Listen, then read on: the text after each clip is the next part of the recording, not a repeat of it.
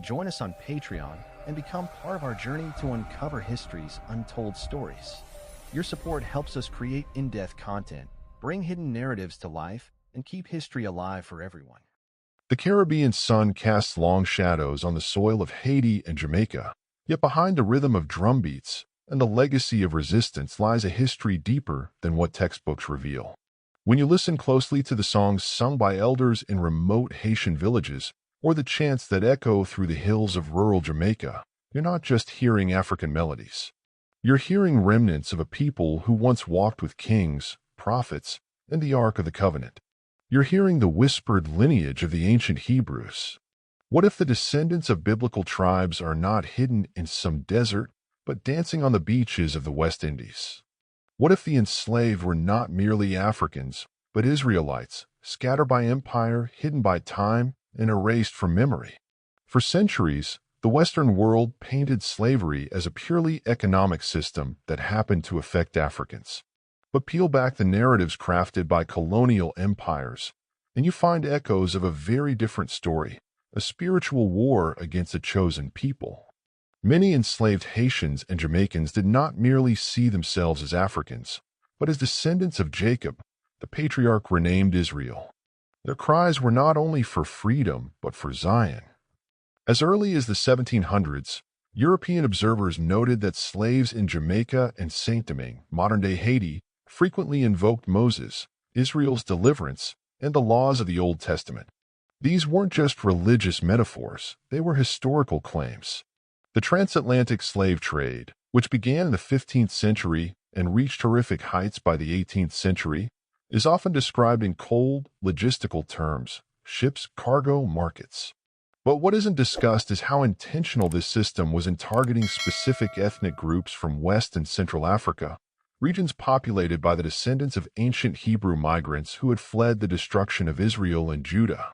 Following the Assyrian and Babylonian conquests in 722 BCE and 586 BCE, respectively, many Israelites escaped southward, first into Egypt and then into Nubia and Ethiopia. Others migrated westward into the Sahel and into kingdoms like Songhai, Mali, and Ghana, not the modern country, but the ancient empire. These Israelites brought with them traditions that bore uncanny similarities to Mosaic law: circumcision on the eighth day, dietary restrictions resembling kosher practices, and a strong oral tradition anchored in Torah-like codes.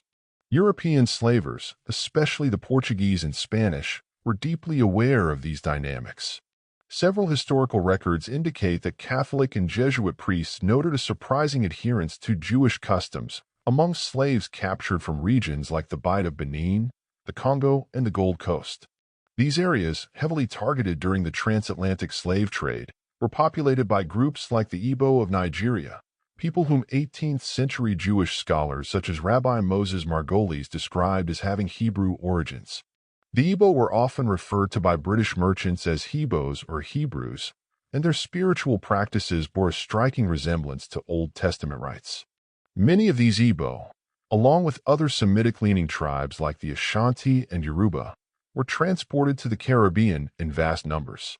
Haiti and Jamaica, both central hubs in the brutal machinery of slavery, received tens of thousands of these West African Israelites.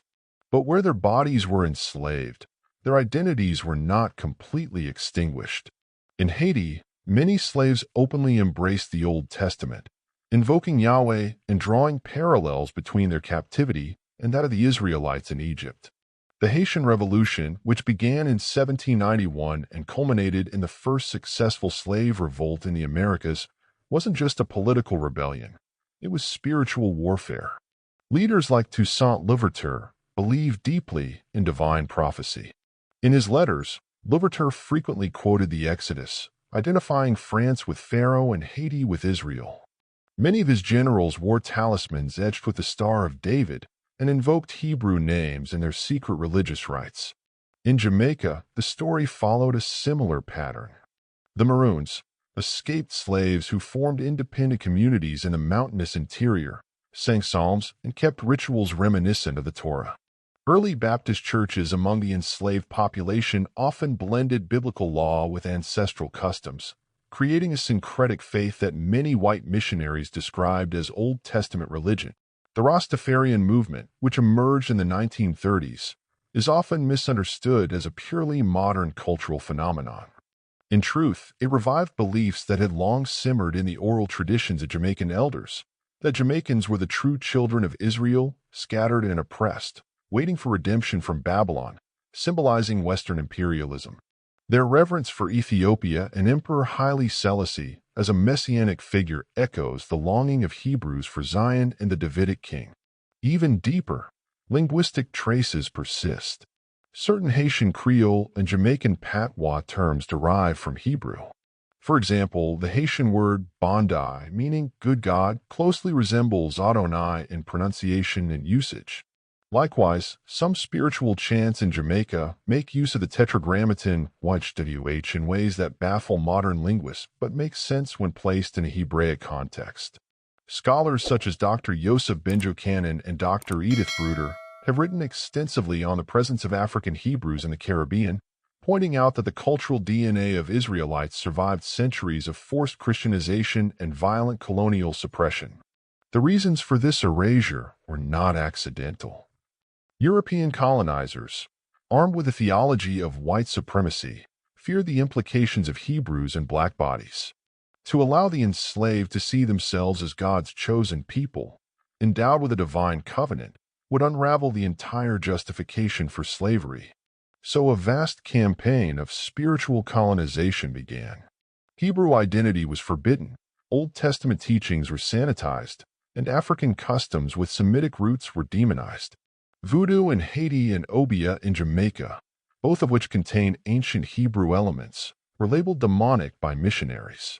Scriptures were selectively taught, often omitting large portions of the Old Testament, and in the infamous Slave Bible used in British colonies, over 90% of the Old Testament was removed. Still, the truth could not be buried forever. Today, a growing number of Haitians and Jamaicans are rediscovering this lineage, not just as a cultural curiosity, but as a spiritual awakening. Groups like the African Hebrew Israelites of Jerusalem have helped reconnect the dots for Caribbean descendants of the diaspora. Genetic studies, while controversial and often politicized, have shown shared haplogroups between West African tribes and Semitic populations in North Africa and the Middle East. Oral histories passed down for generations, once dismissed as superstition, are now being re-examined under the lens of archaeology, linguistics, and anthropology. And the patterns are clear. This is not to say every Jamaican or Haitian is a Hebrew by blood. Identity is complex, and no single narrative can define entire populations. But the historical evidence points to a deliberate erasure of a specific, spiritually significant lineage, one that tied Caribbean people not just to Africa, but to Israel. The cries of the enslaved were not only for freedom, but for Zion. Their struggle was not merely political, but prophetic. In the poetry of resistance, in the beat of the Nyabingi drums, and in the whispered blessings of an old Haitian midwife, there lies a code of forgotten memory. They were not slaves. They were not savages. They were a tribe, priesthood, a people once chosen, a people nearly lost, but not anymore.